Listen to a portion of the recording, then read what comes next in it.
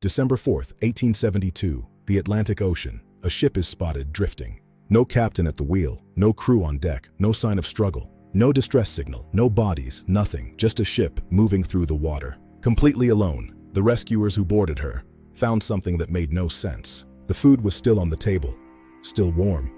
The cargo was untouched. The lifeboat was gone, and every single person, all 10 of them, had simply vanished. This is the story of the Mary Celeste, the most haunting maritime mystery in the history of the world. And after 150 years, nobody has ever fully explained it. The Mary Celeste was a two-masted brigantine, a merchant ship, built in Nova Scotia in 1861. She was not a famous ship. She was not a military vessel. She was simply a working ship. Captain Benjamin Briggs, a highly experienced and respected sailor. Strong winds, heavy seas, but nothing that would concern a captain of Briggs's experience. On board were 10 people. Captain Benjamin Briggs, a highly experienced and respected sailor, his wife Sarah, his 2-year-old daughter Sophia, and 7 experienced crew members. Captain Briggs was not a reckless man. He had sailed these waters many times. He was known for being careful, methodical, someone who never took unnecessary risks. The weather when they departed was rough. Strong winds, heavy seas, but nothing that would concern a captain of Briggs's experience. The Mary Celeste set sail and was never seen with her crew again. On December 4th, 1872, the crew of another ship, the Dei Gratia, were sailing through the Atlantic when they spotted something unusual, a ship drifting, moving erratically, no one at the wheel. Captain David Morehouse of the Dei Gratia recognized the ship immediately. It was the Mary Celeste. He had actually dined with Captain Briggs just days before both ships departed New York. Morehouse signaled the Mary Celeste. No response. He signaled again. Silence. He sent 3 of his men over in a small boat to investigate. What they found disturbed them deeply. The ship was completely deserted. The wheel was unmanned. The sails were partially set. Some were damaged, but the ship itself was seaworthy. There was no major damage, no sign of fire, no sign of collision, no sign of struggle. They went below deck. The cargo was intact, 1,700 barrels of alcohol, untouched. The captain's cabin was orderly. His personal belongings were still there. His wife's jewelry was still there. Even her sewing kit was still out, as if she had just stepped away. In the ship's galley, there was food, still on the table. The crew's personal belongings, all still there. Their pipes, their boots, their clothing, all still there. Everything was there, except the people. Every single one of them had vanished without a trace. The investigators who examined the Mary Celeste found several important clues. The ship's log had its last entry dated November 25th, 9 days before the ship was found. This meant for 9 days, the ship had been drifting, alone. The navigation equipment was still on board. The sextant, the chronometer, the charts, all there. This was unusual. If the crew had abandoned ship intentionally, they would have taken the navigation equipment. You cannot survive at sea without it. The ship's only lifeboat was gone, which confirmed the crew had left by choice. They were not taken. They left. But why? There was one more clue.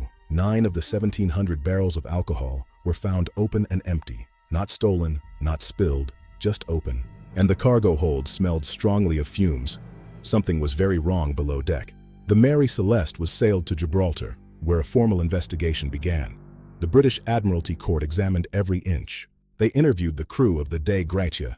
They brought in experts, and almost immediately, they became suspicious. The Attorney General of Gibraltar, a man named Frederick Solly Flood, was convinced something sinister had happened. He believed the crew of the Dei Gratia had murdered everyone on the Mary Celeste to claim the salvage reward.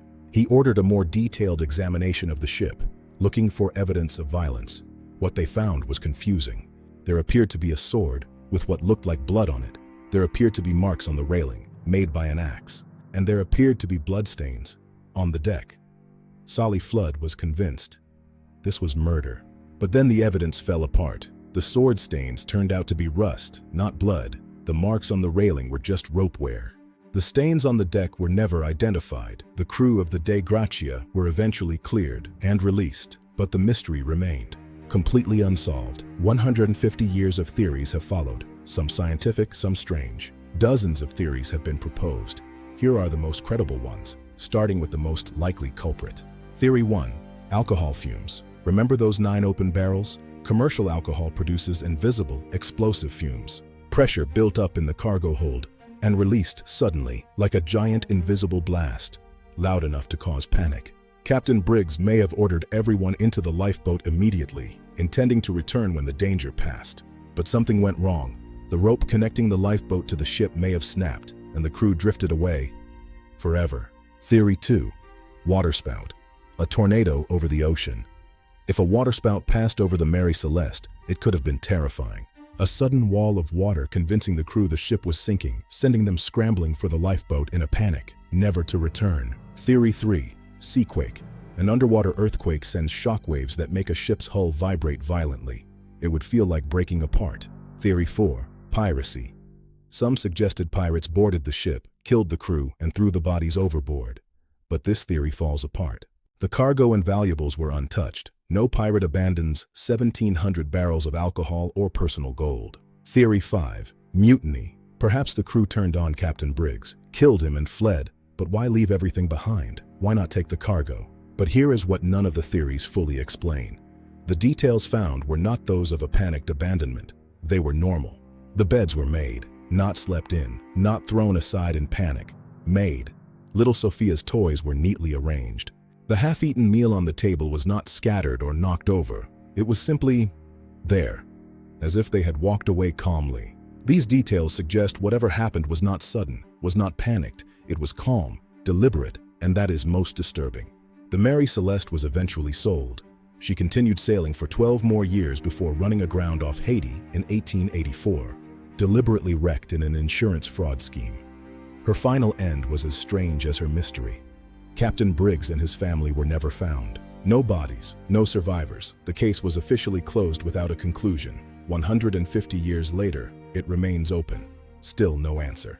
10 people boarded the Mary Celeste. They were experienced, they were prepared, and somewhere in the Atlantic, they simply ceased to exist. No panic, no struggle, no explanation, just silence.